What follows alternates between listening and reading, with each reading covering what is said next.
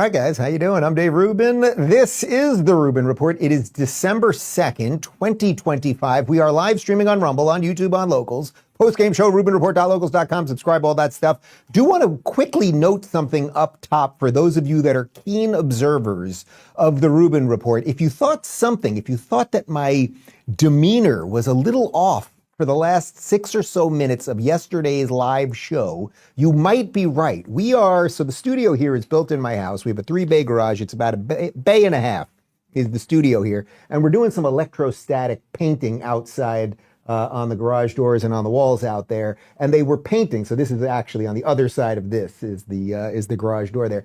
And they started painting while we were in studio. And about halfway through the show, there were insane fumes in here. And you know when you're in a situation like that, you start smelling something, but almost your brain doesn't kind of connect it to what's going on. And for the last 10 minutes of the show, I was seriously loopy. Connor was unconscious. It's a miracle the thing even went out to the internet. We've lost Phoenix, and we are looking for a new executive producer right now, and Joseph's laying in the corner over there.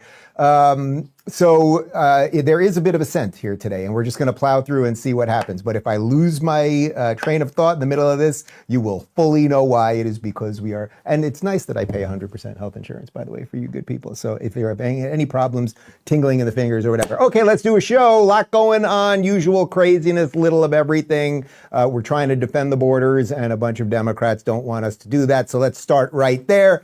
The big story of the last couple of days is that we are blowing up Venezuelan drug trafficking ships that are coming from Venezuela, bringing drugs, trying to get into America. We've decided to blow up these ships. Now, this is an easy, obvious thing. It is a type of, I think you could say, low-grade warfare. It's not like shooting a rocket from Venezuela into Florida, right? But it is a type of warfare if you try to poison a population of another country. And we've just had enough of it. And we've shown you some videos of this over the last couple of weeks that we're just blowing up these ships, right? And now there's a whole fracas about this. Is the president allowed to do it? And what do I always say? The Democrats are always on the side of the wrong people. And Trump is a master at exposing that, right? He takes an issue that's an 80-20 kind of obvious gut issue. He does the right thing. He gets them to go crazy and defend all the bad people, and it makes the Democrats look even stupider. So let's back up and jump to Jesse Waters for a moment. Last night, Trump has officially ordered U.S. warships to now surround Venezuela. That is an escalation over just blowing up these ships that are en route to our shores. Fox News alert, it is Judgment Day. Sources say Maduro's been praying to Jesus. That's the narco-terrorist, socialist dictator who took over for Hugo Chavez in Venezuela and keeps flooding American streets with migrants, gangs, and cocaine. 11 U.S. warships, including our largest carrier, the USS Gerald R. Ford, are now in the Caribbean. Venezuela is surrounded. The strike group is waiting on orders from the commander-in-chief, as the president's holding high-level meetings at the White House, calculating our next move against the narco state. The choice is Maduro's. Trump's giving him an ultimatum: abdicate power or else. After Trump's phone call with the dictator, that's the best offer. Okay, so things are a-moving. Now, let me take what I think is a clear America first position on this.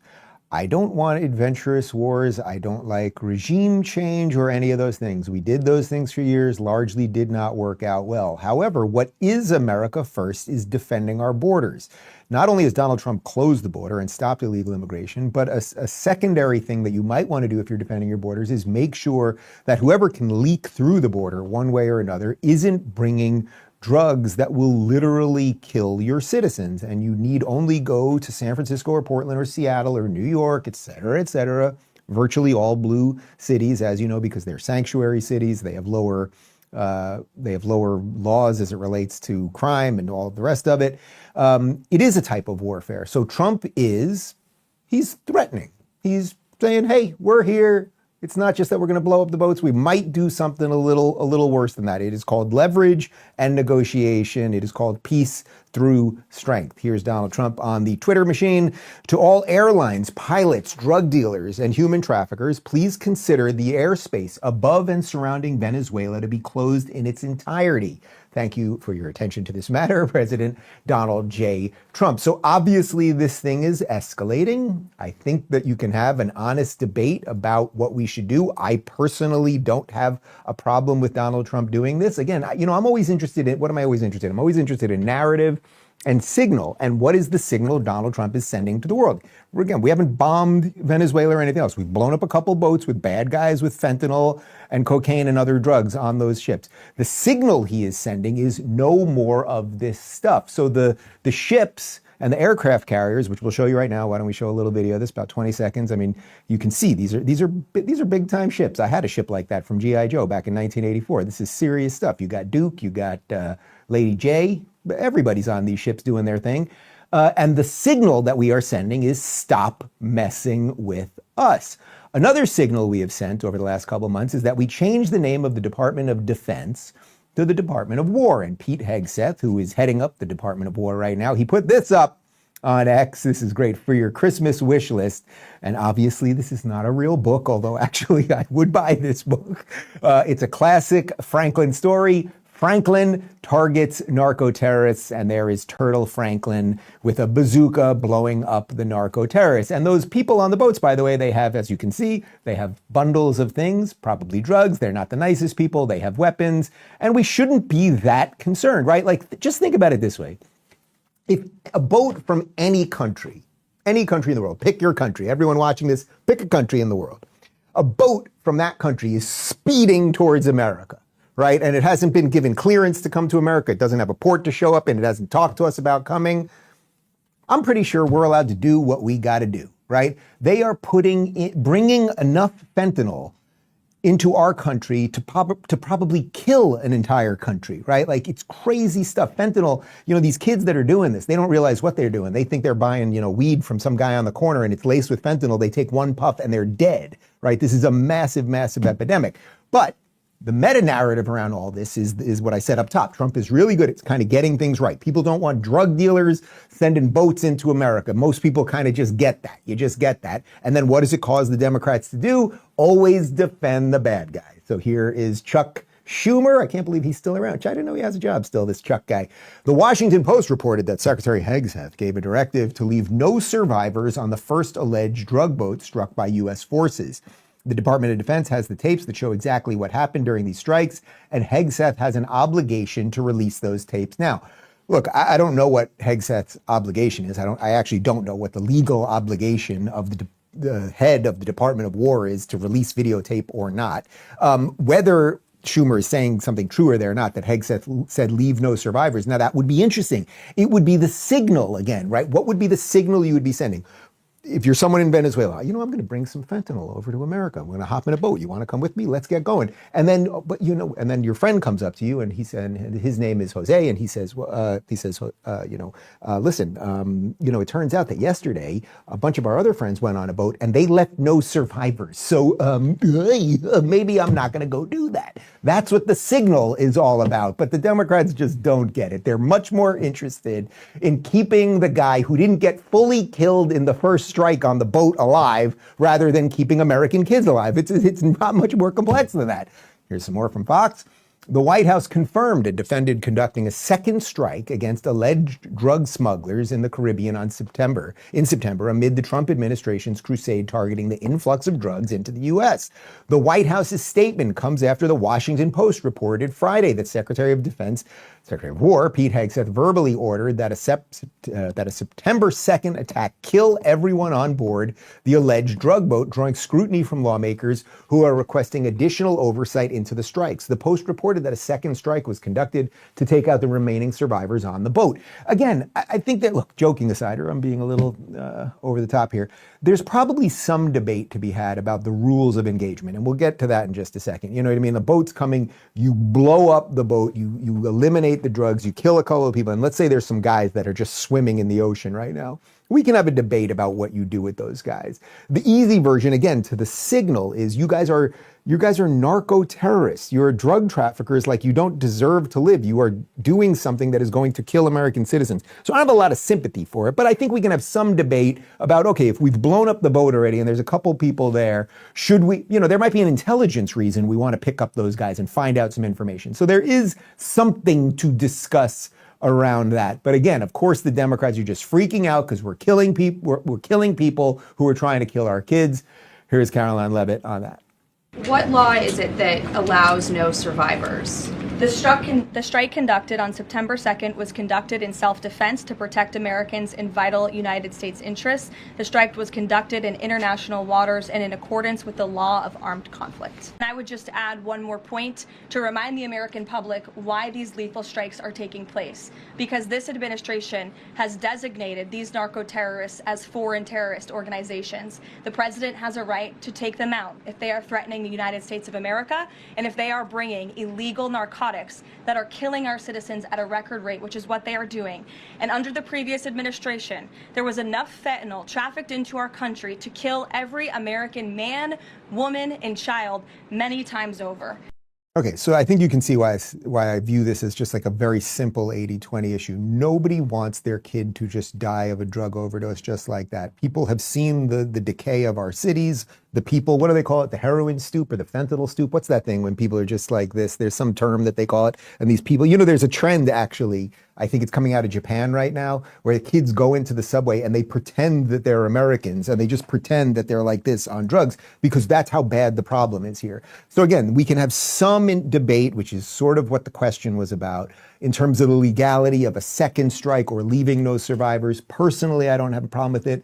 And again, imagine if a speedboat with a bunch of drugs or just freaking cassette players left America and was speeding towards, pick a country, Turkey, Caracas, it doesn't matter. They'd probably just blow it up and they wouldn't give a shit about who was on that boat. Like, countries have borders for a reason. Anyway, Secretary of State Marco Rubio, who, as I keep saying, there's a lot of all-stars in this administration and in this cabinet, but he, I think, has become the voted in by the fans all-star here because he's just doing a great bang-up job. I think we played you this video about 10 days ago, but here he is once again explaining why we are doing this and that we have every right to defend ourselves and people should stop talking shit about us. The United States is under attack from organized criminal narco-terrorists in our hemisphere, and the president is responding in the defense of our country. I do find it interesting that all these countries want us to send, and supply, for example, nuclear-capable Tomahawk missiles to defend Europe. But when the United States positions aircraft carriers in our hemisphere where we live, somehow that's a problem. So I would say that the United States is, and this president has made very clear, his job is to protect the United States from threats against the United States, and that is what he's doing in this operation. All right, so you can see he is just clear. He is just ready for this job. He was supposed to be Secretary of State. Who knows where his future will go, but he's just communicating what American, it's not just American values. He's communicating what America stands for in the world right now. And we are a serious country again. We were an unserious country for 4 years, led by a man with dementia and an auto pen, and God knows who else was pulling those strings there. And as Levitt just pointed out, in those 4 years, they brought in enough fentanyl to kill every single American, and we are just not going to do that anymore. And we're also not going to be lectured by a bunch of countries that don't do jack shit as Americans die. It's as simple as that. We'll have more on that in just a second, but first, Rumble Premium. If you really want to get the most out of Rumble, upgrade to Rumble Premium. With Premium, you'll get everything ad-free and distraction-free, plus access to creators who actually stand for something. If you want to support a platform that's genuinely built on free speech and not just talking about it, this is the way. Go to rumble.com/premium/Rubin. That's rumble.com/premium/Rubin for 10% off an annual membership. Join the movement. All right, so as the Democrats side with the bad guys, they were just trying to bring over a little fentanyl. Don't kill the other guy on the boat. Throw him a life raft. It's not just the Democrats that do it. It's also their allies in the media. So now we will go to, we haven't played a clip from these ladies in a while. Yes, we're going to The View and Sunny Hostin, the most racist, hateful person on all of your television set. Here she is implying that Pete Hegseth is committing war crimes by blowing up boats that are bringing fentanyl into America. I can't speak to the law of it. I don't know, I'm not a geopolitical expert, but in terms of the law of it, you're right, Sarah. That is why those Army vets explained, do not follow, you do not have to follow illegal orders. You know why? Because if this is deemed to have been war crimes, which by all accounts right now, there are 7 sources that said Pete Hegseth did say kill them all, even after there were 2 survivors, which you're supposed to do under international law. You are supposed to take those fighters as war criminals, prisoners of war, and you're supposed to give them refuge, and you're supposed to take care of them, and then you are supposed to put them into a court of law.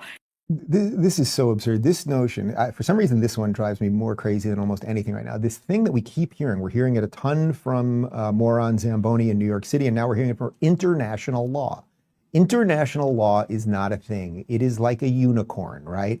Like, it's just not a thing. We are bound by the laws of the United States. If you are watching this in the United States and you are a legal citizen of the United States, there is no international law that governs your life. The laws of the United States of America govern your life.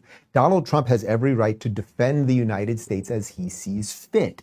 Now, it's interesting. She's also admitting, she's calling them international fighters.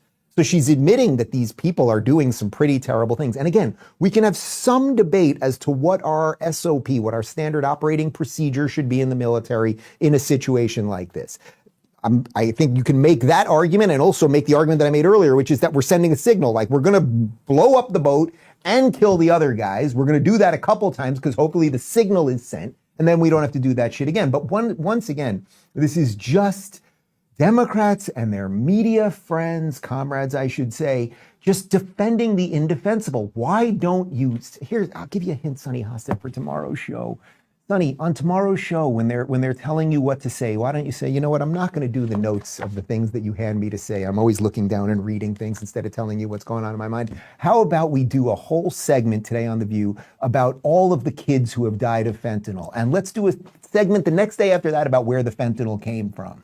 But you don't want to do that, and I wonder why, Sonny Hostin. Here is White House spokesman Stephen Miller talking about Nicolas Maduro and what is going on in Venezuela. President of Colombia is saying that Cartel of the Suns does not exist. What can you answer, and which message do you send to people in Venezuela after this indictment of Nicolas Maduro? Well, as you know, and thank you for bringing it up, Nicolas Maduro is an indicted drug trafficker. He's indicted in federal court. He's a fugitive from justice in America. As I think you're also aware, there's a $50 million reward for the return of Nicolas Maduro. Not just him, his henchmen have also been indicted. So it is a drug cartel that is running Venezuela. Okay. It's a drug cartel that's running Venezuela. Is that true or false? By every estimation, that is true, right? Again, nobody, even Sonny Hostin and Chuck Schumer and the rest of these ding-dongs, I don't think anyone's making the argument that they're just sending the boats over. These are fun boats. These are boats that have little ropes attached to them, and people are, on their little ships, and they're just having a blast, going over the big waves and jumping and everything. No, they are bringing drugs. This is a problem, and we are not going to take this crap anymore. By the way, earlier I mentioned that they're doing this thing in Japan, and they go into the subway and they do this. It's called the Fent Fold because it's the fentanyl fold. Do we have any pictures? Yeah, that's not a Japanese guy, but these are real. So this is what Sonny Hostin doesn't care about. This is what Chuck Schumer doesn't care about. This is what moron Zamboni doesn't care about, and the rest. They don't mind that drugs end up on our streets. I know we can be sort of glib and dismissive when you see these pictures. These are human beings. These are someone's children. These are maybe someone's parent or brother or wife, and they have destroyed lives. And for some reason, you guys don't care about that, and you're only pissed that some secondary guy on a boat that we blew up who was bringing the drugs might drown. Think about that. Interestingly, from Polymarket, in December, they polled people as when Maduro will be out by, as the pressure now, right, we've got these war carriers and warships getting close to Venezuela, and Trump's talking about the airspace and everything out. So 20% of people think that he will be out by the end of this year, December 31st, 2025. But look at that. That jumps, it more than doubles to 47% by March. So something...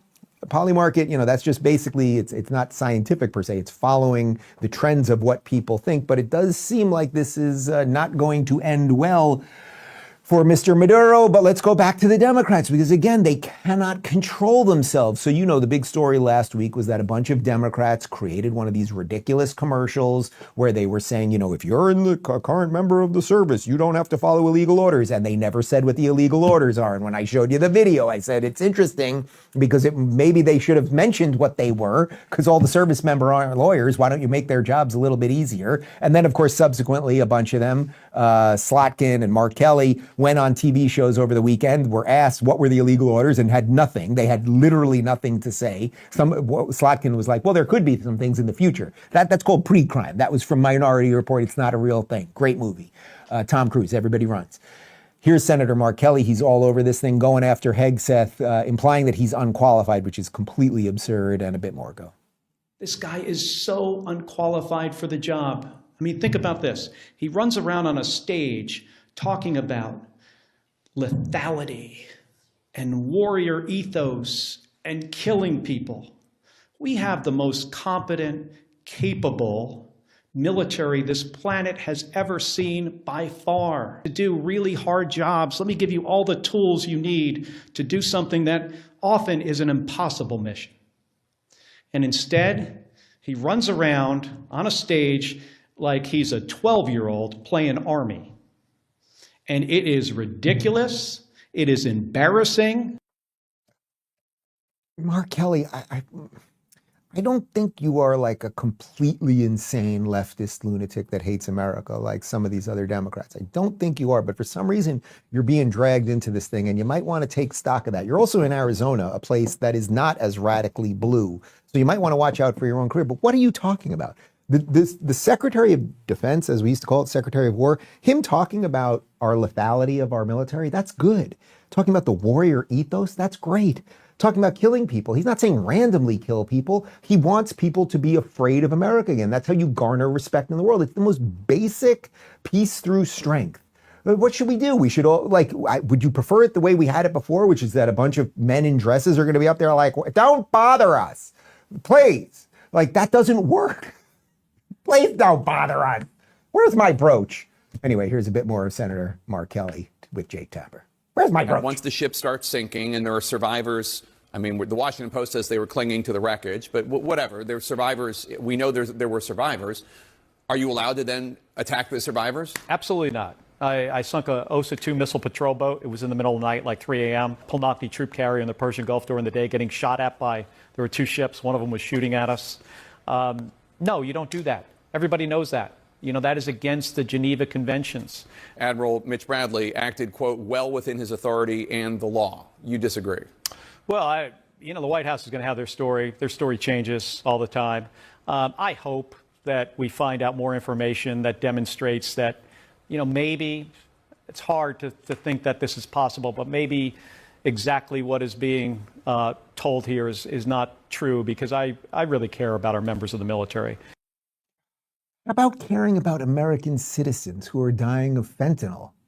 Am I being very cold today? I don't think so. I care more about Americans than I do about the drug trafficker who's on the boat that blows up. His buddy is dead and he's swimming for his life, but he was trying to bring fentanyl over. I don't care that much about that guy. So I would say there's 3 things here, right? There's the ethical issue, right? So there is some ethical issue around what do you do on this sort of second strike, leave nobody alive. We've already addressed that ethical issue. Then there is a legal issue, but again, I don't think it's an international law issue. It's an American legal issue that we can discuss. But I would say what envelopes both of those is the signal issue, and the signal issue is stop screwing with us. So Jake, I would say next time you bring Kelly on, ask him more about the fentanyl crisis in America. Ask him if it's affected him at all. Actually, it's quite big in Arizona. Like, maybe do a little of that. And why do you have so much sympathy for some guy that was trying to kill Americans, which is exactly what they were doing? Let's talk about Morgan & Morgan for a minute, and then we will jump over to New York City, where the gangs have returned.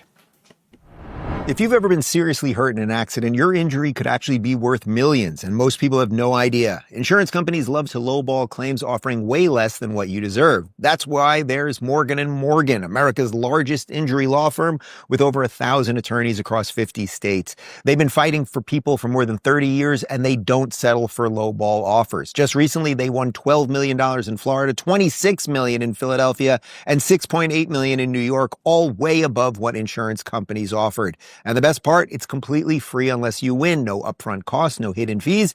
It takes only a couple minutes to see if you have a case. Did you know you can start a claim with America's largest injury law firm in just one click? It's super easy. Just go to forthepeople.com/Rubin or click the link in the description and pin comment.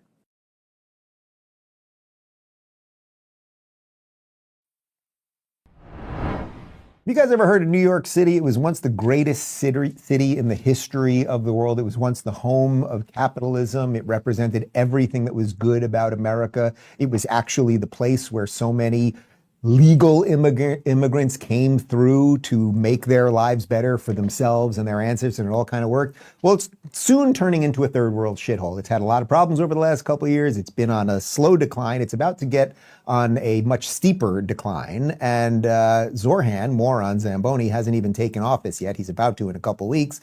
But in preparation for the communist takeover of New York City, Tren de Aragua, one of my favorite transnational terrorist organizations, gangs, they are back in New York City.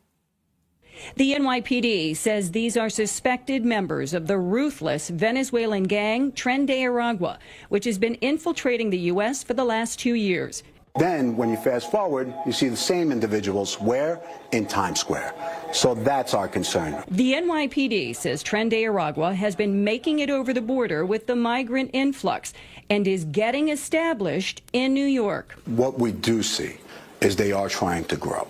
The gang has gone from petty crimes like shoplifting and stealing cell phones and jewelry to all-out shootouts in the streets. Good luck, New York. Good luck. So this guy's not even in charge yet.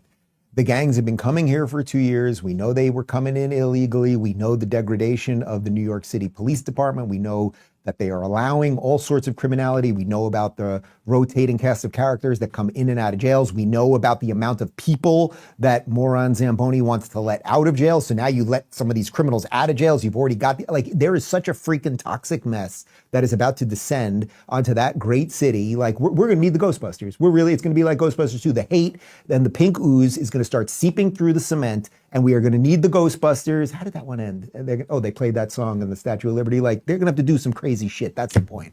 But nobody's coming. Nobody's coming to save you. And if you are saying you must leave New York City, and you must leave now, and this is all directly connected to everything that Biden and the auto pen did, and Trump trying to clean it up. And that is why they hate Trump. So now let's jump over to CNN. We're going to show you the fun bumper too, because here's Scott Jennings trying to help the less than bright Abby Phillips and her panel.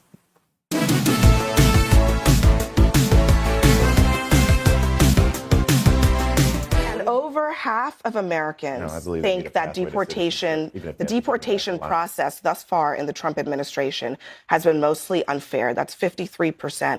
And then 51% say that ISIS tactics have gone too far. So to Nair's point, 35 and 12 is 47. That's very close. 51 and 47 is a very close number, Abby. Okay.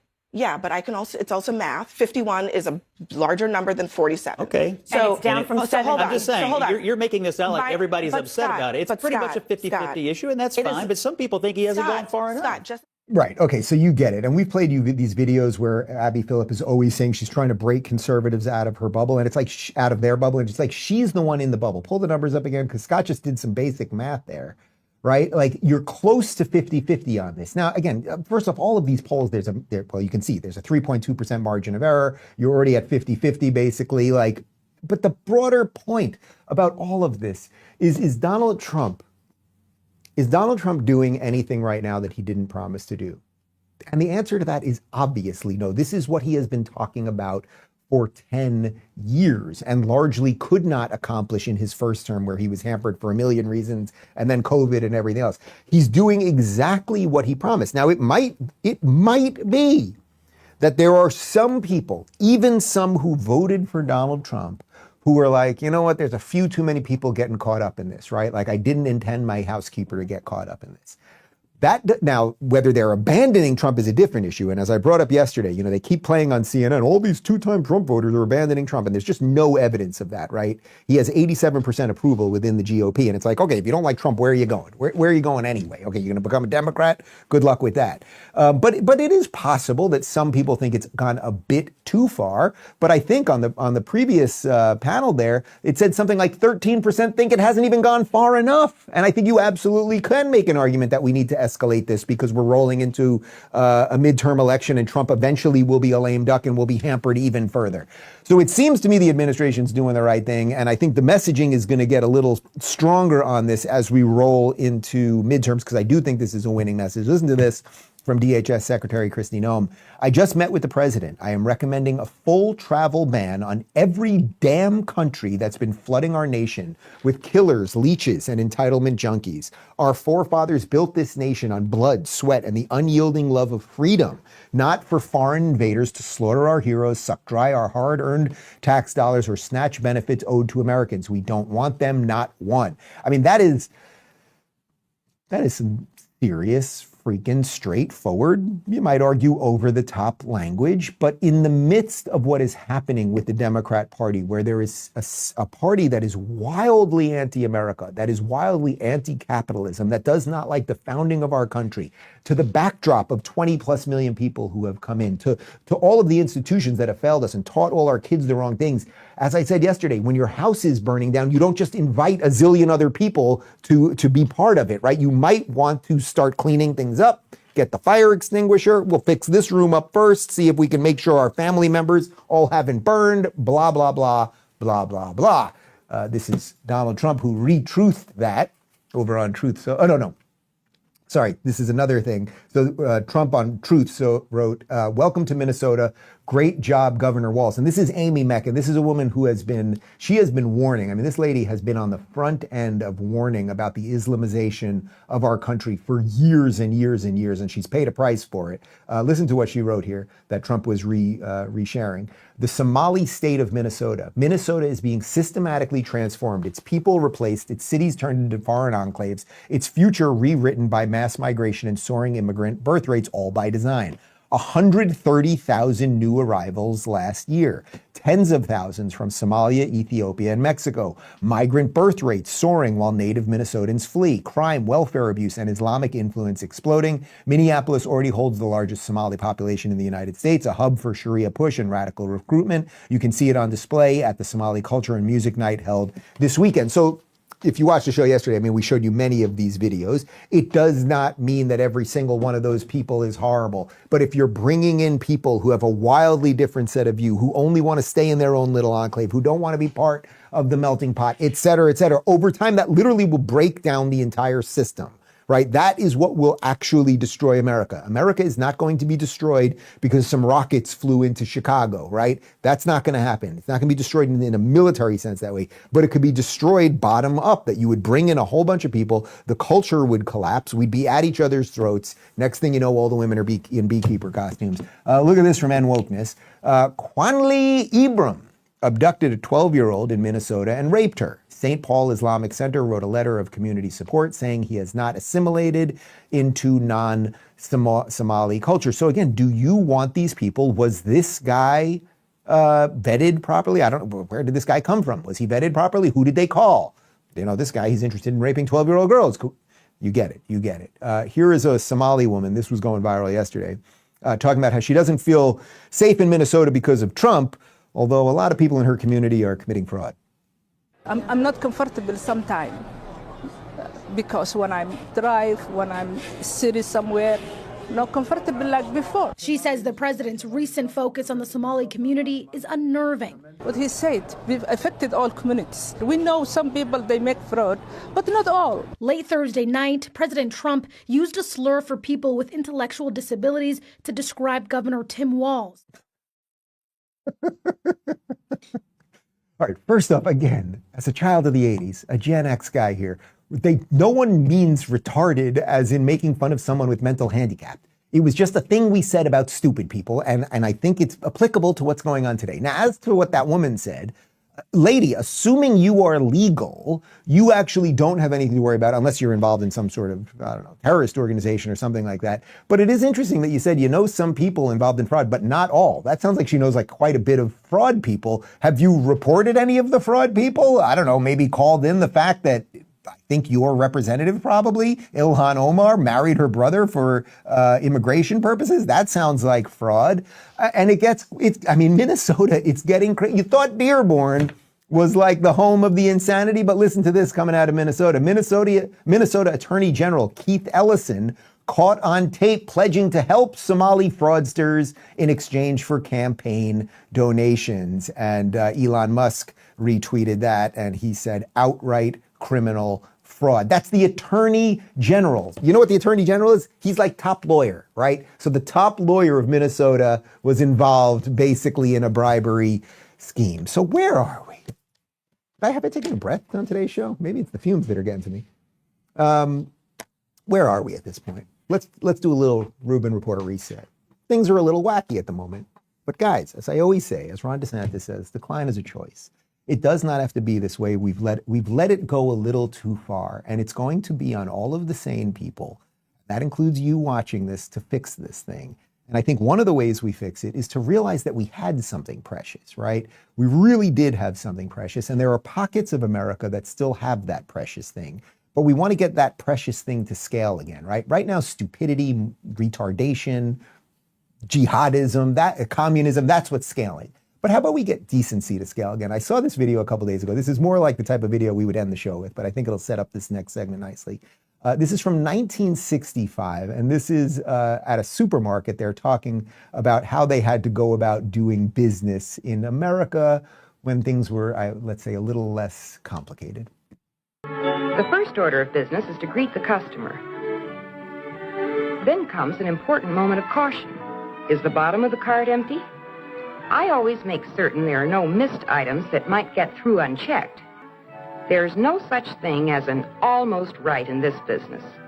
If I overcharge, I cheat the customer. If I undercharge, I'm unfair to the store. Fractions mean you charge the next penny. Dropping the fraction can be costly. It might well represent the entire profit on this order. Okay, so I think you're going to see why I'm playing that. I love showing those old things because I think it does help remind us of the way things kind of used to be. And it doesn't mean that everything was freaking perfect in 1965. But like the idea that they were putting out public service announcements where, first off, it was an honorable job to work at a grocery store, which of course it still is, right?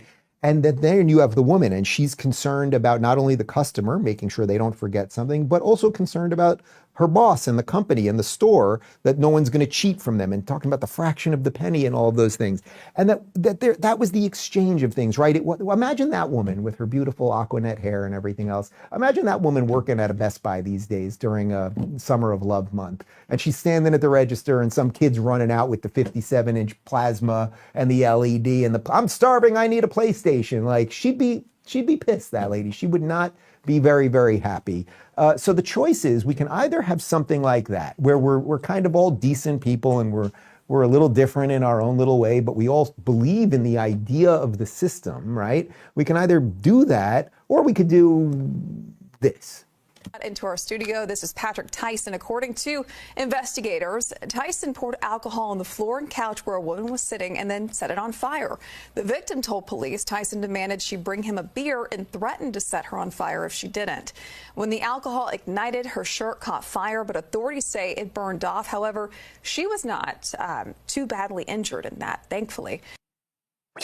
Well, at least she wasn't badly injured. But I think you see the point, guys. We can keep doing these crazy stories. Believe me, there's a plethora of these types of things where random people try to burn people, urinate on them, throw them over the subway, inject them with weird stuff, rape the sister. We can do all these things. Or we could be more like the lady who was like, I want to make sure that you get all your groceries, and I also want to make sure that the boss man gets paid. Like, which seems better? I want to show you this. We showed you this the other day, but I think it's worth noting as we're talking about all of this.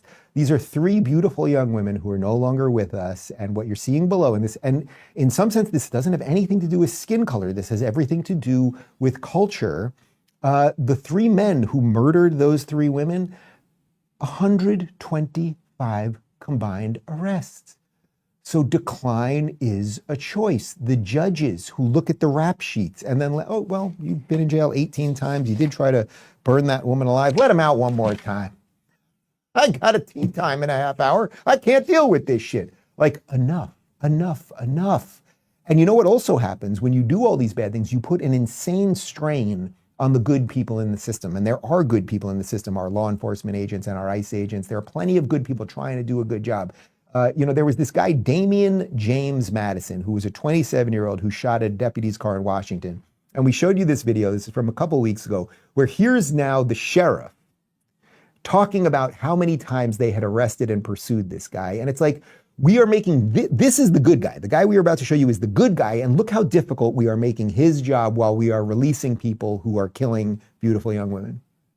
He's got a felony warrant out of Thurston County Sheriff's Office because this is the third time we've pursued this individual in 6 months.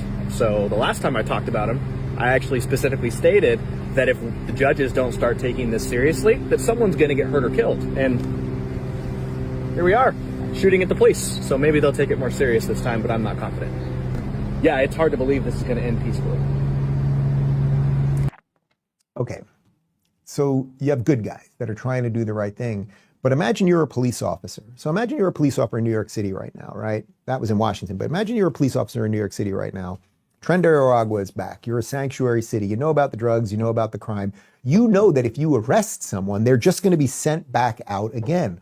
Over time, you will no longer be good at your job, and it won't be your fault. There will be no point in doing your job. And that's why the New York City Police Department, which is way bigger than most armies in the world, literally, in terms of membership and the amount of people that are in those uniforms, that's why they're bleeding membership right now. That's why they're dropping standards, physical and mental standards, because they can't get the good guys anymore, right? They can't get people to do it anymore. Those guys are getting a bonus now in Florida. They're coming down. DeSantis has given $5,000 bonuses to well-qualified New York City police officers to come down here. So the red-blue divide is we're getting stronger and stronger and stronger, and they're getting weaker, and it's by their own choosing. Of course, another place that this is happening is Chicago, and Brandon Johnson, who is the mayor there, who simply, can I get the numbers on how many black people were shot and killed this weekend? He simply does not care how many people get killed on his streets. He only cares about going after Trump. Here he explains that jailing people is just racist. We cannot incarcerate our way out of violence. We've already tried that, and we've ended up with the largest prison population in the world without solving the problems of crime and violence. The addiction on jails and incarceration in this country, we have moved past that. It is racist, it is immoral, it is unholy, and it is not the way to drive violence down. You know, I'm going to try. I'm going to really try. You might be right at some extent that we jail too many people. Maybe we do have to rethink overall jailing, but not as it comes to shooting people and raping people and the violent crimes. Like, there's not much more you can do with that. Is it possible we're jailing too many people on certain petty crimes or white collar crimes that you can maybe get more community service out of them? Or, I don't know, maybe something, but that's obviously not what he's talking about. One thing he's not talking about also is that 11 people were shot in Chicago this past weekend, 3 killed. You're not going to know any of their names because it was likely black people shooting black people, and that doesn't fit their narrative. Nayib Bukele, who is the president of El Salvador, which was once the most violent place in the world, which is now basically the safest country in the Western world. He saw Brandon Johnson talking about that you can't incarcerate your way out of violence. And he wrote this with charts. Those are charts. He said, you can literally incarcerate your way out of violence. That's precisely why incarceration exists in the first place. And again, that's the signal. The signal. What signal is Brandon Johnson saying to people in Chicago right now? He sees the mayhem there. And the thing that he is sending out to people is, we're not even interested in jailing you, right? Versus what's going on in El Salvador. Well, they had a massive drug problem. They had a massive gang-related violence program. They had so many problems that the gangs, and I've been there a couple times, before it got cleaned up, and I had to, my brother-in-law was doing some volunteer work there, and we had to stay in a barbed wire, highly secure place. That's where basically anyone, if you were American or just not from there, you had to stay in absurdly secure area, and you were told not to walk out and everything else because the gangs were running the streets. They were literally going to homes and they would just kick people out of their homes and then take the home. There was no police to do anything. They finally fixed that, but they did it by incarcerating people. It's not because it's not because you want to jail everybody. It's because if you don't do that, you end up punishing the good people. And that is exactly what is about to happen in New York City. Phoenix, scroll up for me a little bit here. Moron Zamboni, the incoming mayor of New York City, who is a communist with a little bit of jihad on the side. Here he is saying that he told Trump that ICE raids are cruel and inhumane, although he's going to have to suck it up because they're coming.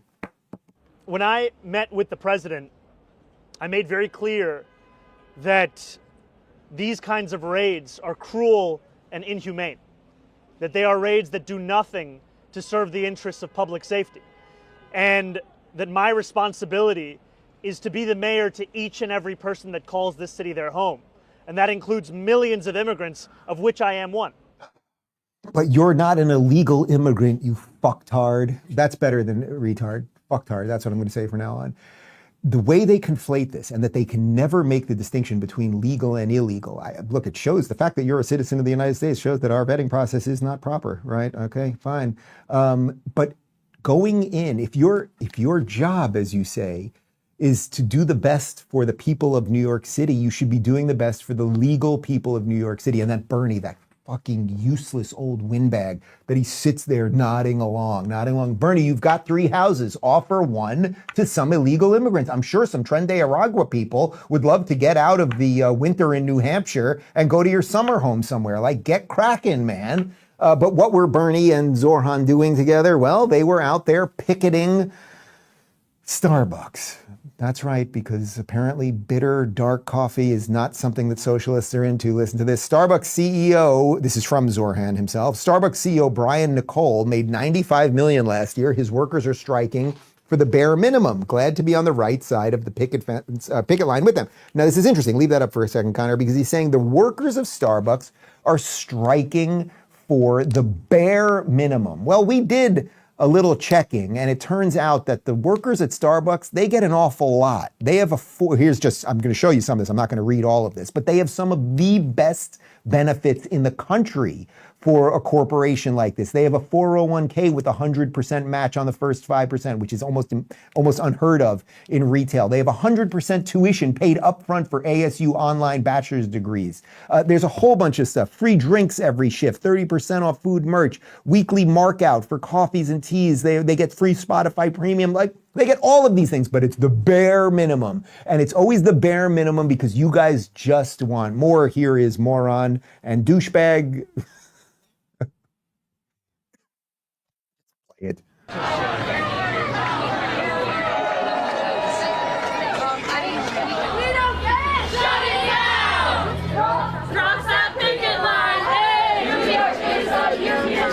Like so many working people across this city, these are not demands of greed. These are demands for decency. These are workers who are simply being asked to be treated with the respect that they deserve. Okay, so they just want respect and everything else. Now, we already showed you, like, there might be some, and I have no doubt that there's some places that really take advantage of their workers and don't pay them enough and don't give them any benefits, blah, blah, blah, blah, blah, blah, blah. But Starbucks ain't one. What you are doing, obviously, by going after Starbucks, because it is a successful corporation that makes, I actually like Starbucks coffee. I like kind of darker, I know it's a little bitter for some people, but I generally like stronger coffee. 33, so the average just barista there is making about $33K, but largely that's a part-time job. It's usually an entry-level thing. But the point is, Starbucks represents capitalism. So the funny part is, I watched that video last night, and we were trying to figure out the show for today, and I'm watching that video, and they're there, we want to be treated fair, blah, blah, blah. And of course, they want more money and all these things. And I was like, you know what, Joseph, can you find, I have no doubt it exists, can you find me some video of a robot making coffee somewhere? Because all of these people are about to be replaced. And not only did we find one, we found one from Starbucks. Here is Starbucks in South Korea. Robots, enjoy.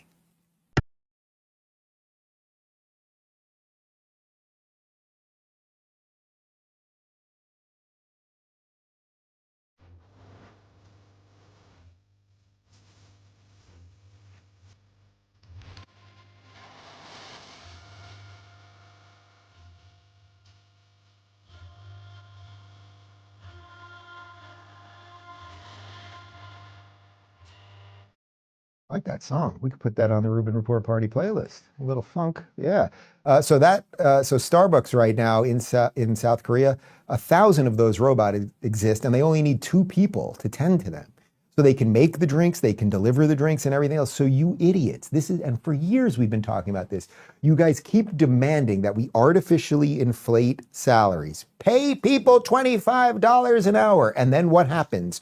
Burger King replaces them with iPads. They literally lose their job. Businesses close because they cannot afford to do it. Now you can make some argument that does that guy need $95 million a year? I don't know. Well, it's not my right to say how much someone is worth, right? But you guys are artificially trying to inflate wages, and then what is going to happen? You're doing it, it's dumb even if robots weren't here. It doesn't really make sense.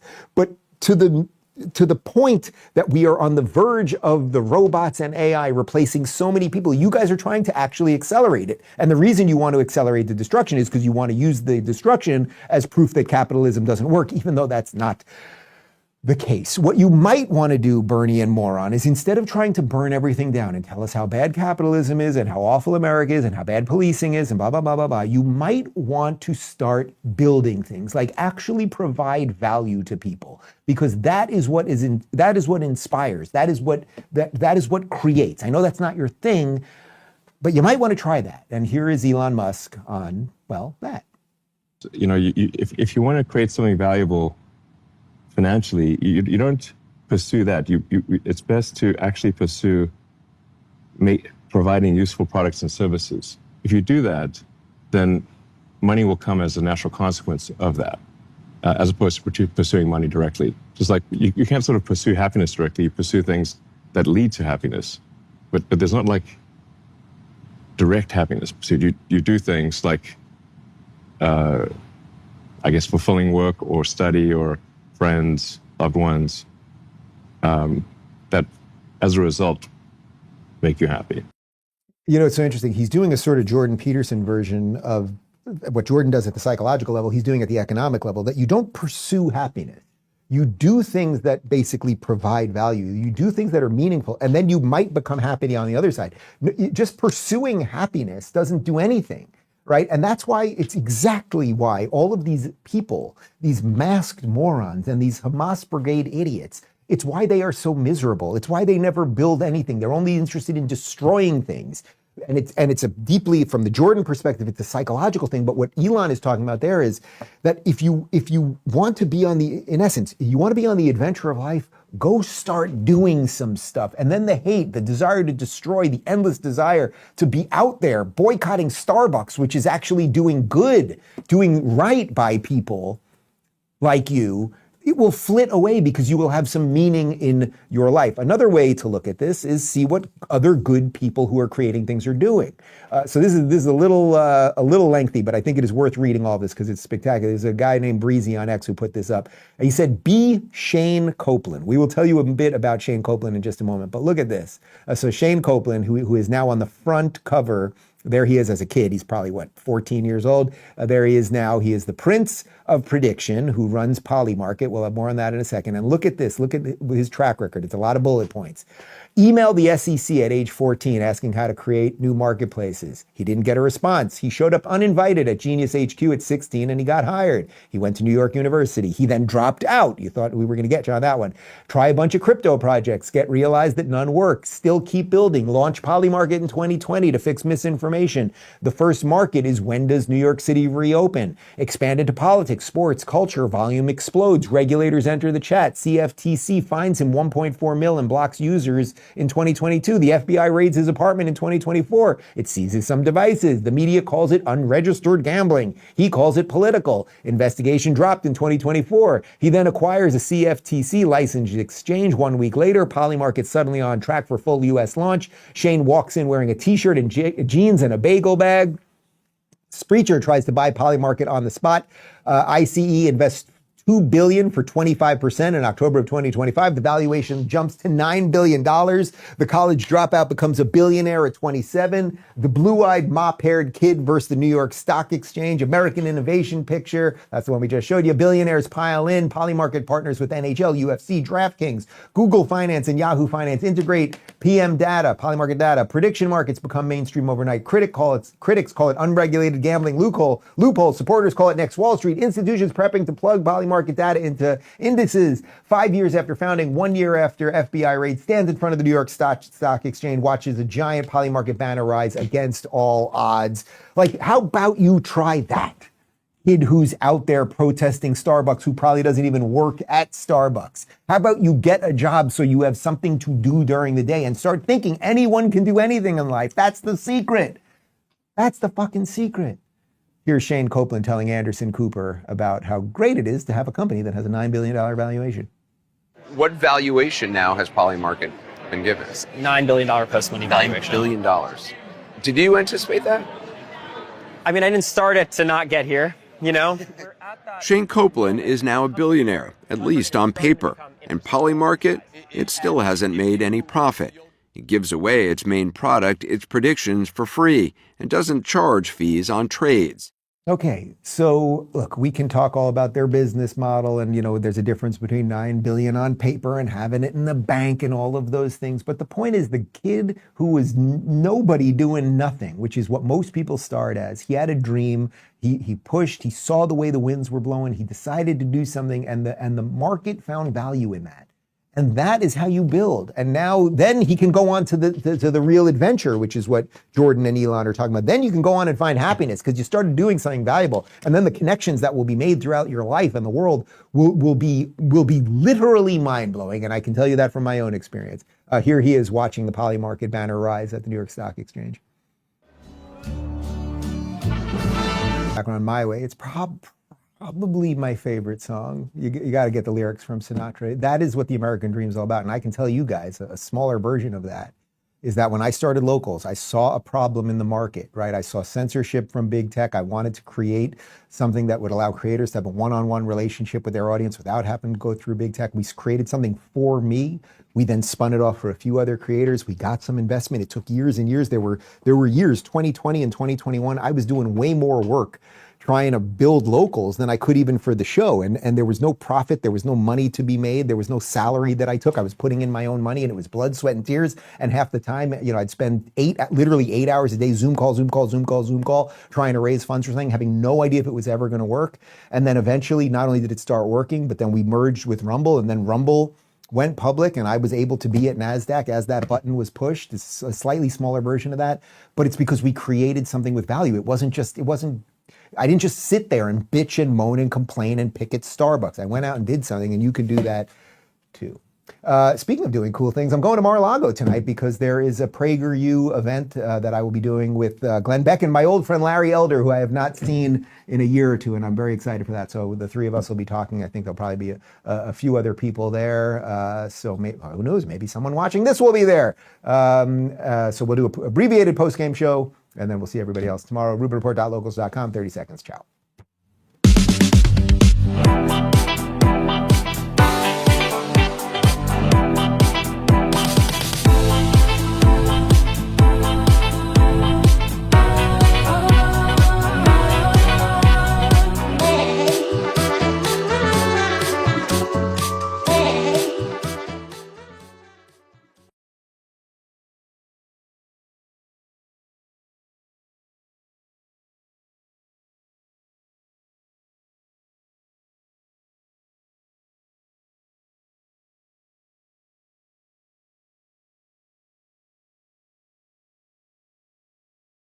I lived in California. I was, subjected to the unbelievably draconian lockdowns that you guys here, I certainly don't have to talk about from an Australian perspective. And as a matter of fact, when I lived in Los Angeles, where it was basically as bad as it could be in America, we would see videos out of Australia and go, well, I guess it's not that bad here. I'm Rob Forsyth, and this is Liberalism in Question, a podcast from us here at the CIS, looking into challenges, aspects, and opportunities for classical liberalism. I'm delighted and a little intimidated that my guest today is Dave Rubin from the Rubin Report. Whereas this little podcast gets its hundreds, Dave gets his hundreds of thousands. Perhaps you have 3.1 million subscribers for the Rubin Report. That's what they tell me, or that's what you told me right before we I sat know. down. So it's pretty good. It's pretty good. Why? Why? Well, I think it's probably central to the reason we're sitting here, which is that liberalism, which it's always nice to be in a place where I can talk about liberalism without having to give a definition for it. Liberalism has so collapsed from an American perspective. And I was one of the first people about a decade ago when I was on the left to say, hey, liberals, let's be liberal again. Let's defend free speech. Let's defend free enterprise. Let's be open to other ideas. Let's not shut everybody down. You know, it was at the beginnings of cancel culture. Let's not say that everyone who is our ideological opponent is a racist or a Nazi or the rest of this. And by saying that, I suddenly was getting pushed out of all of the liberal circles. And then as that happened, the doors to the conservative areas started opening up. And I just started peering through those doors and talking to people that I thought were my ideological opponents, you know, people like Jordan Peterson and Ben Shapiro and Larry Elder and many others. And suddenly I found that what the liberal principles that I believed in seemed to be being defended better by conservatives. Actually, we will need some definition, I think. Sure. Because liberalism in the US has a slightly different feeling to Australia. When you say liberal circles, what do you mean by liberal in that So sense? I mean liberal the way you guys mean liberal, but not the way Americans say the word liberal. So that's why it's funny to me that I can come here and say I'm a liberal and not feel ashamed about it. You guys understand what liberalism, which is about logic and reason and individual rights and limited government and laissez-faire economics and all of these things, which in an American perspective really sounds like libertarianism. And we can talk about the little whittled differences between liberalism and libertarianism. But so as I started talking to people on the right, I thought, well, I still have differences with them, with the conservatives, but they're at least willing to talk about those differences. So what were the other liberals like then, the ones you were running away from? So the liberals at the time, well, they're no longer liberal. I would say they're the most illiberal people. They're the progressives now, and the progressives, their main goal is to progress, but it's at the expense of liberalism, meaning they're always looking. They're in a car and they see progress down that way, and they're always going to it. But they don't really seem to know what it is, other than it means more power, or it means more centralization, or more control over other people's lives. They seem to have I would say it's something like this. The liberal believes that you can change the world on the margins, I think. That the world is a certain way, and perhaps you can change it a little bit for the better, and hopefully towards freedom, hopefully towards individual liberty. The progressive believes that they can grab the world and change it immediately. And if they can't change it immediately, they will destroy the person who's trying to stop them. So over the years, one of the things that I've said many times that seems to have caught on is that defending my liberal beliefs has become a conservative position. So again, that's why it's refreshing to come to Australia and talk to liberals, and they go and talk. You were a bit of the left when you started this journey. Yeah. In fact, you told me before we started recording, you and Charlie Kirk used to be a kind of a show, left and right on the campuses. Yeah. What did you believe then, and what do you believe now? Well, in some sense, it wasn't that I changed that much. It was the hysteria of the left that sort of pushed me out. But to that, I do admit that I have evolved on certain issues. So I definitely shifted more right economically over the years in terms of lower taxation and lower regulation, less concern about, sort of world government, environmental issues and things of that nature. So certain things moved me to the right. But it wasn't that I moved as much as the left just kept going to the left. I mean, they just kept moving more towards socialism or collectivism or Marxism or whatever you want to call that. So I do credit Charlie with being very open. It was not easy for him at the time to go on tour with a lefty because he knew he was going to get hit by his guys on the right. And it wasn't that easy for me because I knew I was going to get hit by my guys on the left. However, I do give him credit that I ultimately came more to his position. You ruined the whole thing by becoming moving to the right. You ruined it all. Well, you know what? I don't mind hearing that because in some sense, the idea of it was ruined by me moving, but But really, it wasn't us that ruined it. It really was the lefties. You know, from an American perspective, there's very few people that defend liberalism anymore. So Bill Maher has been, I would say, the standard bearer of American liberalism. I like Bill, we're friends, we've done each other's shows, but I still think now he has some blind spots when it comes to, because he still will vote for people who are wildly illiberal, like California Governor Gavin Newsom, who is a leftist, not a liberal. So, yeah. Dave, how did it come to this? What's the momentum that pushed the liberals to the left, and why is liberalism not being defended? I mean, you're defending it. Yeah. What's going on? So I think that this is what I would call the soft underbelly of liberalism. Liberals generally are very open-minded. Liberals are very tolerant. Liberals like diversity and all of these buzzwords that all kind of sound good and to some extent are good. But you need somebody to guard the door.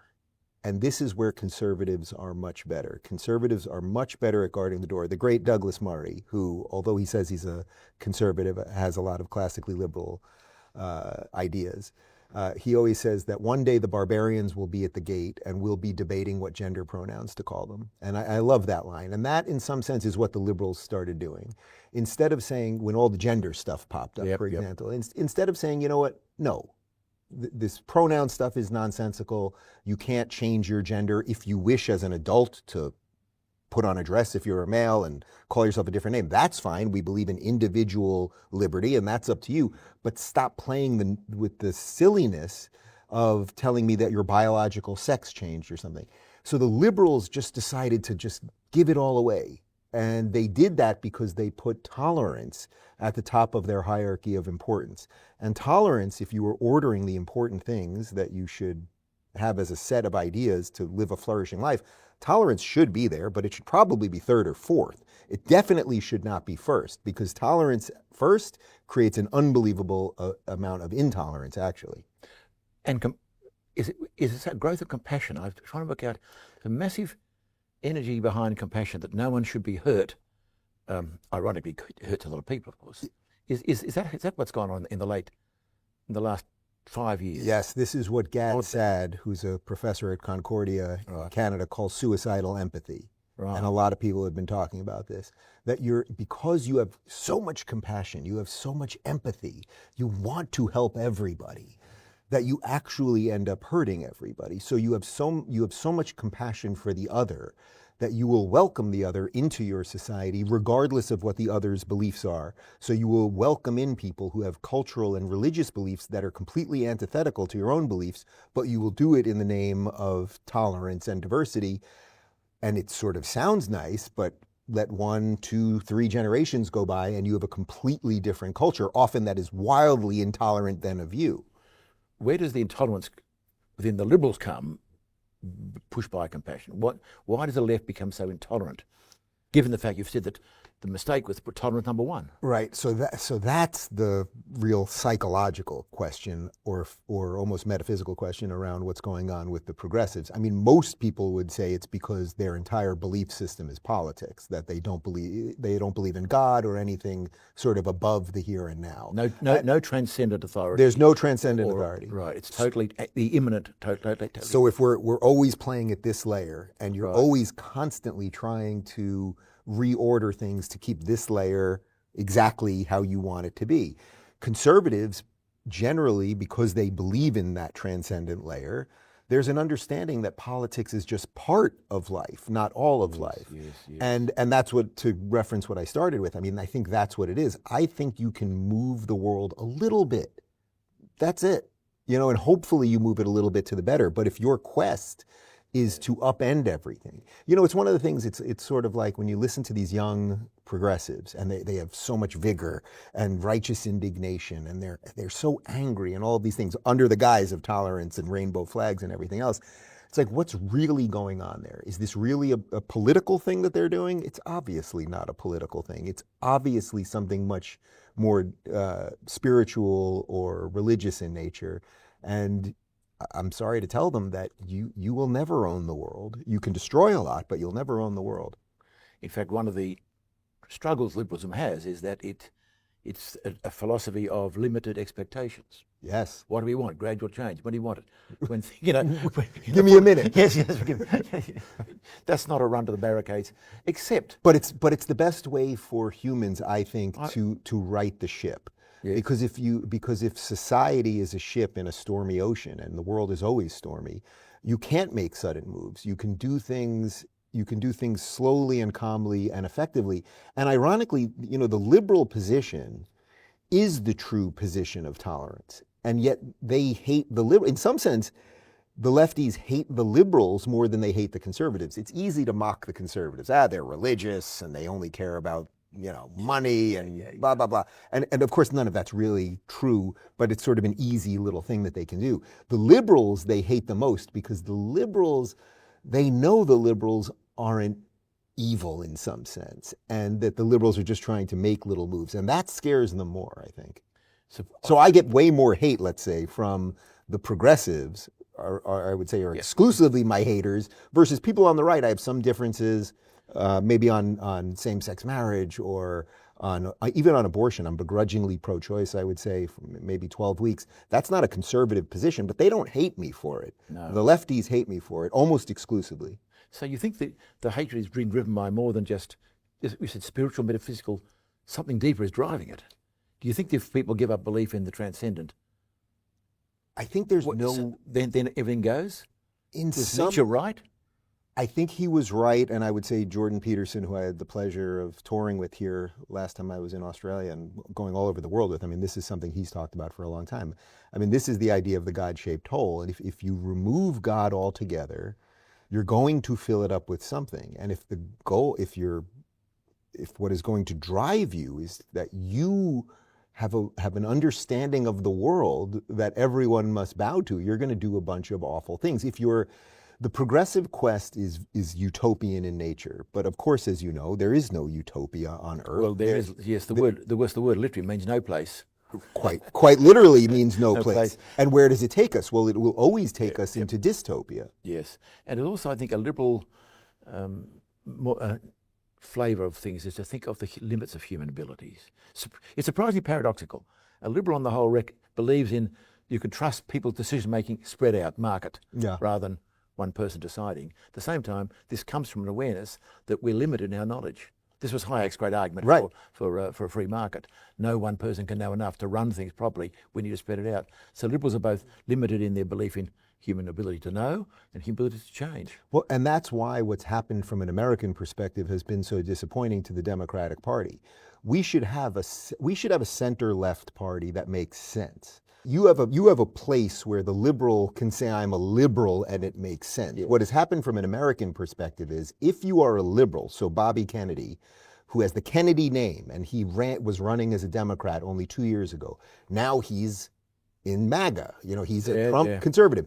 Tulsi Gabbard, who was running as a Democrat only 4 years ago, is now in MAGA. Someone like Joe Rogan, who's a pot-smoking, MMA-fighting, podcaster who never in his right mind 10 years ago would have said he's a conservative. Now he's part of MAGA.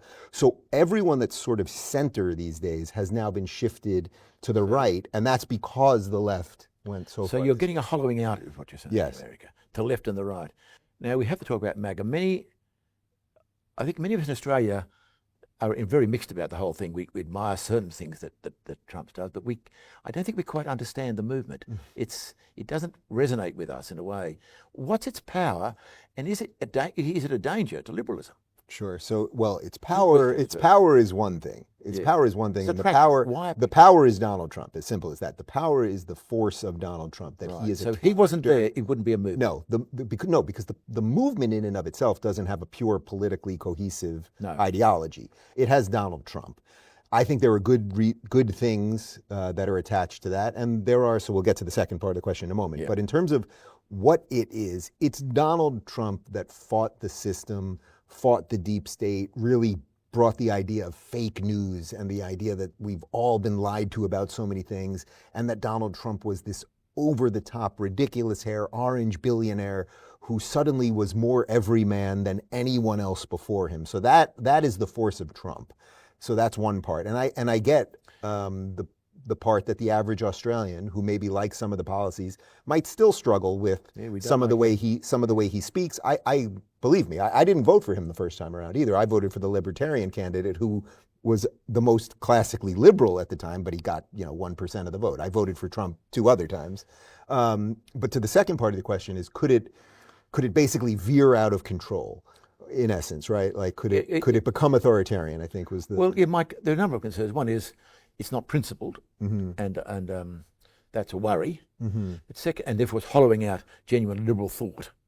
But secondly, in enthusiasm to achieve things, you push over laws, you push over rules, and I can see why there's that impatience with judges, impatience with laws, but in the long run, that is an acidic to the actual structure of it. So you head insipidly, not saying that Trump's an authoritarian, but you head towards autocracy in principle. So on the unprincipled part, I'm not sure. I don't see Trump as unprincipled, actually. Now, and the reason I would say that is Trump, I think, is directionally right about most things. Even if you look at what's transpired in the Middle East over the last 2 or 3 weeks, Trump basically said America will lead peace through strength.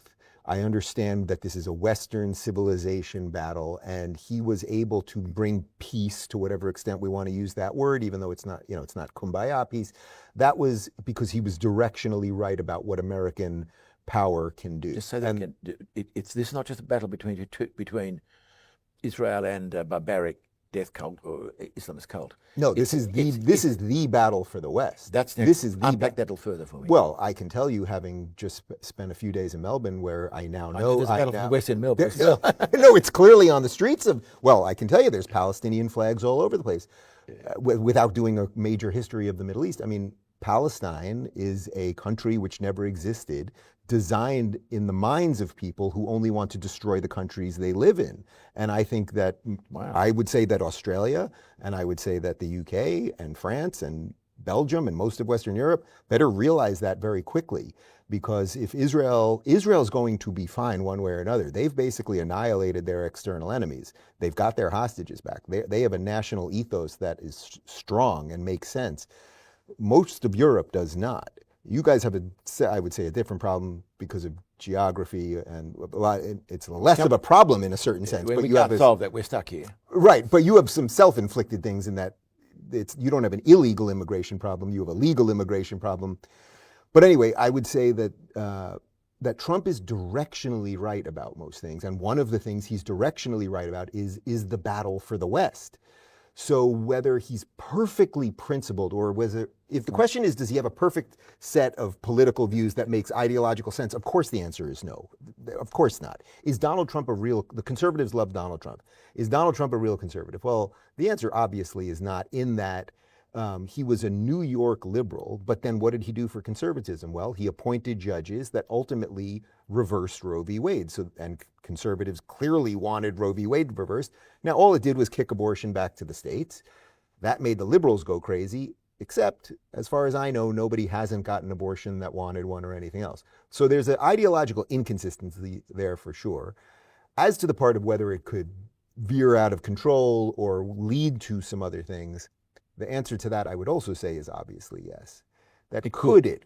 Because something that's built around a cult of personality, obviously. And the American presidential system, despite all the efforts of your founding fathers to limit the presidency, does have within it the power of power creep, if I use that language, with it built into it. Absolutely, and when you mistakenly threw over your rightful king.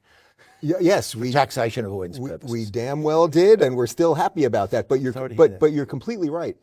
So if something is a cult of personality, then you can get a lot of principled people to do some pretty unprincipled things. And although I don't think Donald Trump has really done that, I think he actually has been bizarrely principled. I think the concern that you're expressing is absolutely right. And what I would say is this, that as the years go by, I intend to be on one of the things that I'm most proud of in my career, probably the thing I'm most proud of, is that I think I helped open up that tent so that the liberals who were really worried about Trump for the reasons you just laid out, I think I helped pave the road for some of them to come in. I will continue to work as hard as I can to make sure that the MAGA movement does not abandon the good liberal principles that have come in. But could it? obviously the answer is yes. This may seem a very silly question. What actually do you do? You're a full-time podcaster. Full-time podcast. What do I do? I don't know. Ask these guys. What? But I mean, you've actually got a career. Yes, a career in podcasting. A career in podcasting. I wrote a couple of books. I tour. You know, the books are burnt. Don't burn this world. Don't burn this book. That's the best last question I've ever got. What is it you do? No. It just suddenly occurred to me that not all my viewers may. Yeah. No, it's like an adult job. Because it is a very interesting fact that there's in the world today you can actually have a career in podcasting. That's remarkable. I don't know if it's a career really, but there's some money around and I pay these guys. In fact, this is an interesting point. The rise of, I'll say it's more than just social media, the whole interconnected world has meant the door is open for people like you who are no longer blocked by the legacy media. Mm-hmm. This is actually we had one of our podcasts was with a man talking about the intellectual dark web. Yes. Talking about this concept. Can you talk a little bit about how your very existence is a sign of something that's changed in our society in the last, 5 years? Yeah, so the intellectual dark web, actually, that started in my garage, actually. I built a home studio. I was really one of the first guys about 10 years ago to do that. Just 10 years ago. And I started sitting down with people like Jordan Peterson and Sam Harris and several of the other people I've mentioned here, like Gad Saad and others. And these were all sort of political, they weren't even political outsiders. They were just sort of people who were all outside of mainstream, who were incredibly deep thinkers, who were well accomplished, who just could not, the system would not let them in. They couldn't get on CNN. New York Times would not write a good piece about them or even a roughly fair piece. And we just started talking.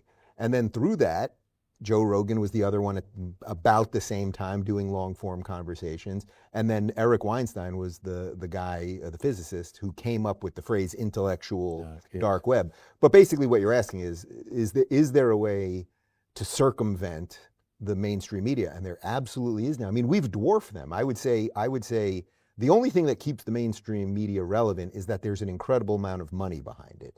In that, CNN, their 8 p.m. show probably has a budget of $50 to $100 million a year.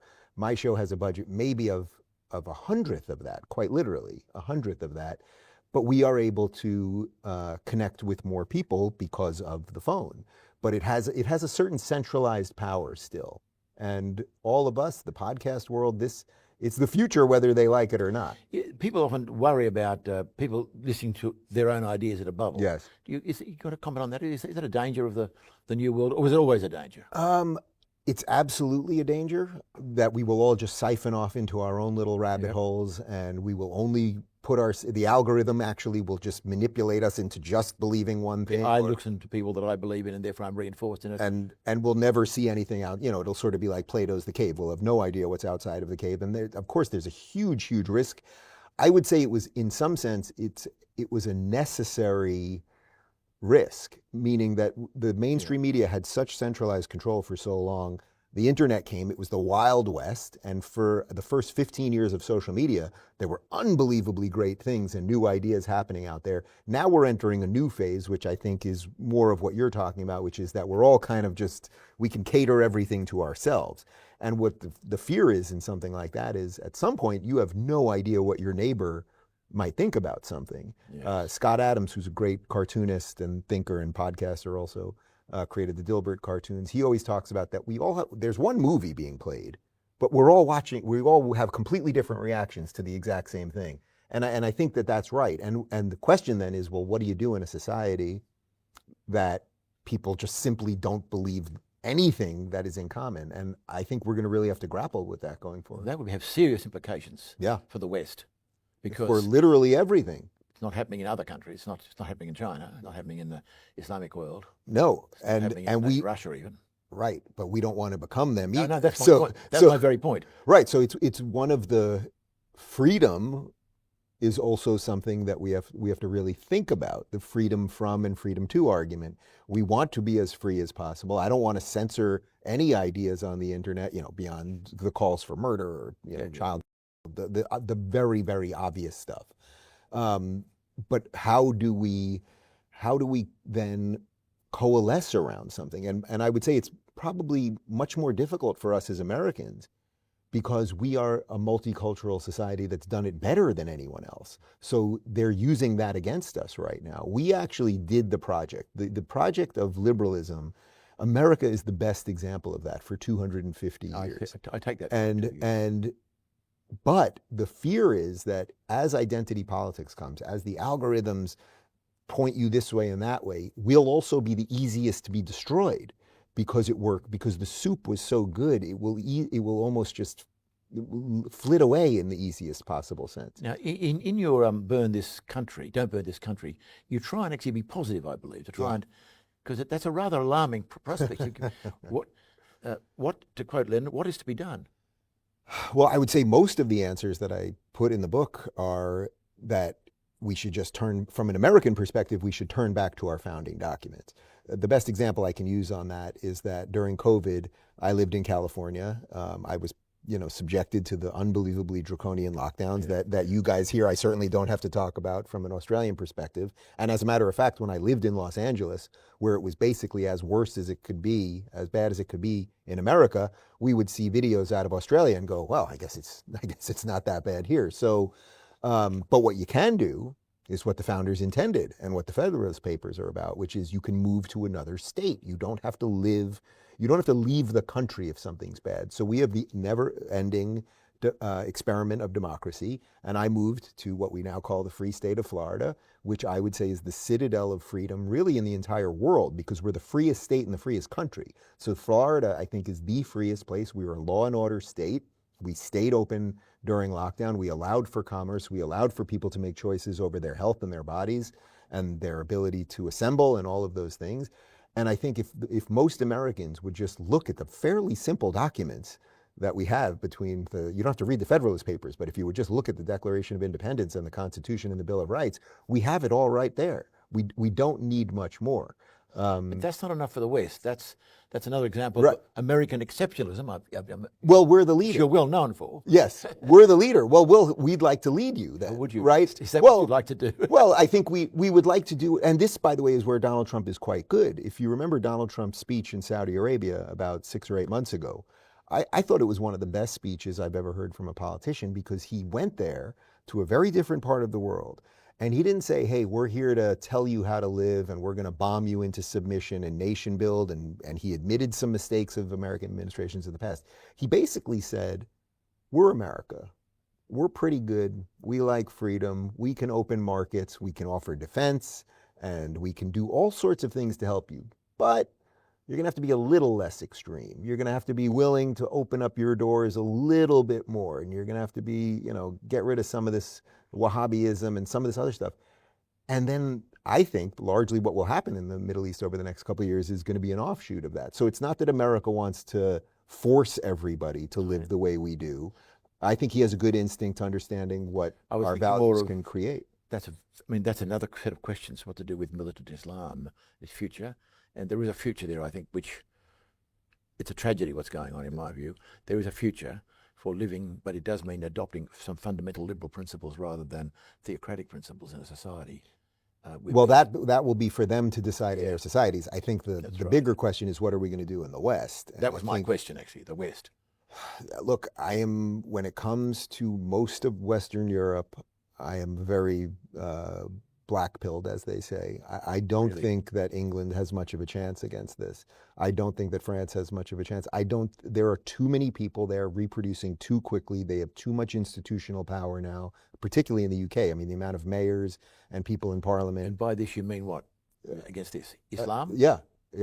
So you see certain forms of Islam as a threat to the West in the West? Yes, absolutely. Wow. And there's a certain version of it in your country. There's a certain version of it in my country. I think America has the best defenses. First off, our laws are the most freedom-loving laws in the world.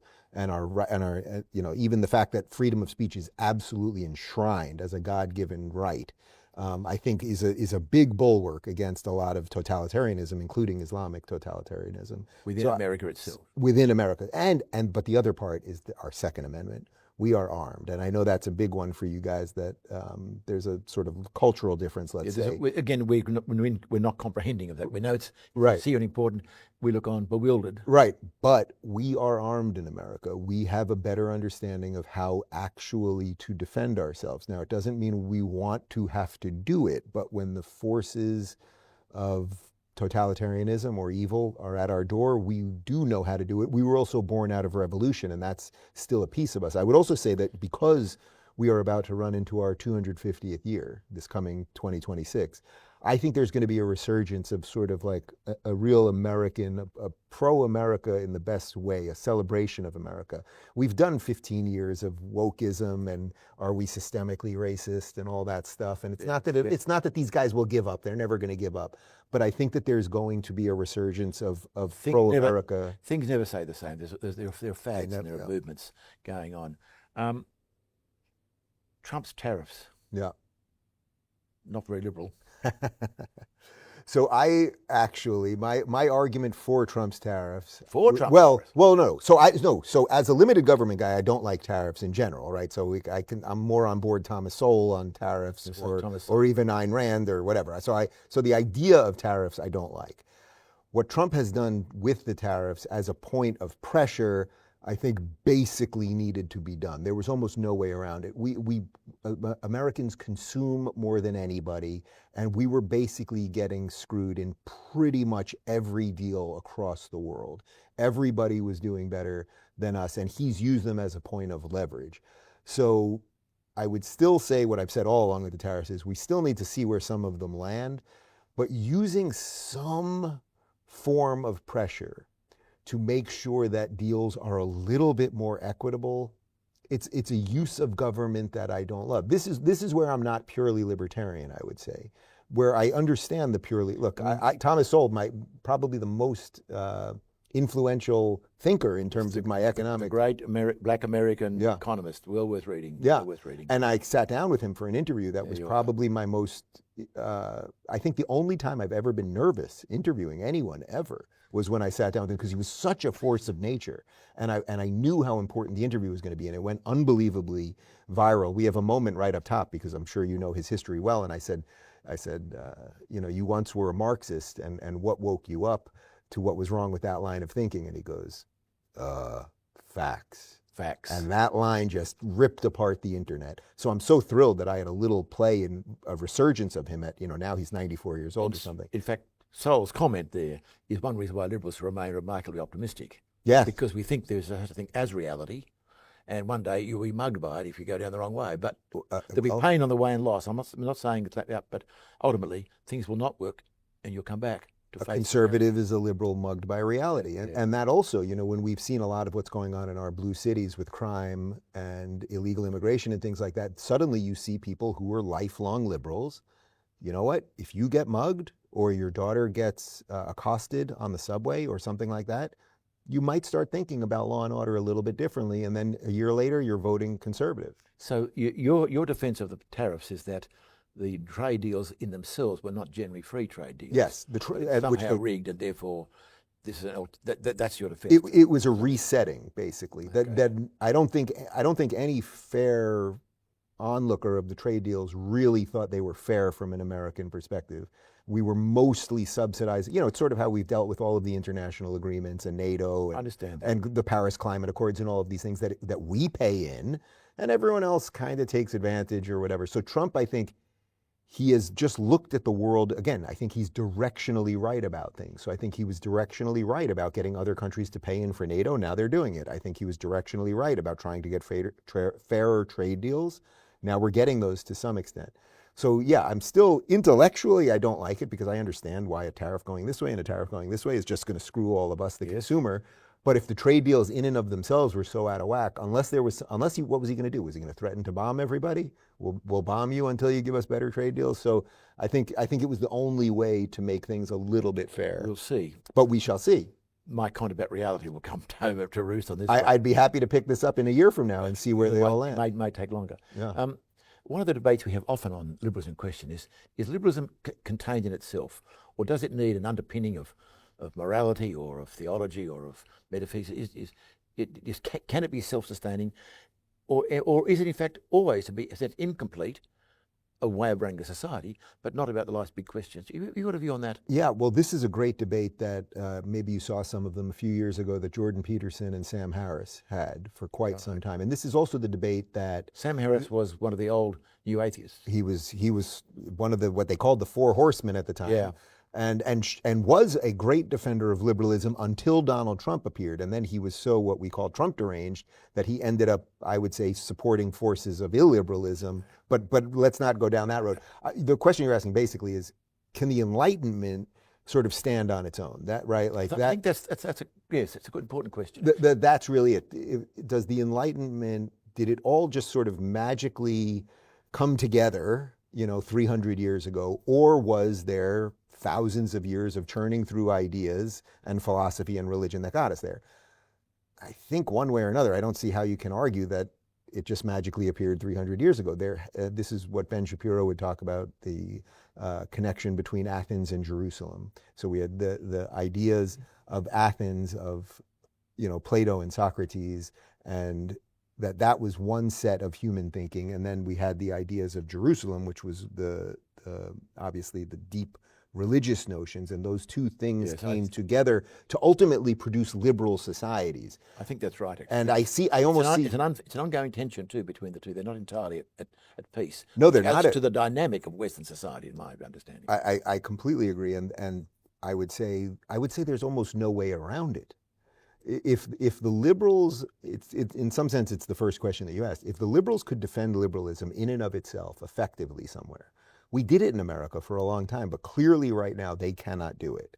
Again, it's the conservatives that are basically defending liberalism. If the liberals over time could defend liberalism, then I think you could probably make an argument that you could disconnect liberalism from everything else. But since they seem unable to, as when times get tough, I suppose there's probably no way to disconnect it. Now, I was often asked this question towards the end of my podcast. Thank you for your generosity, by the way. No, it's been a pleasure. This is the type of conversation I like having more than the political minutia that we all get. Well, that's right. We try and float a bit above it in this particular podcast. You're and I'm very proud that I make a career doing this now. I'm amazed. It suddenly hit me. It's the first time. And you're a relatively young man, at least from my point of view. 49. Like I said, very young from my point of view. And you've got a young family. Yeah.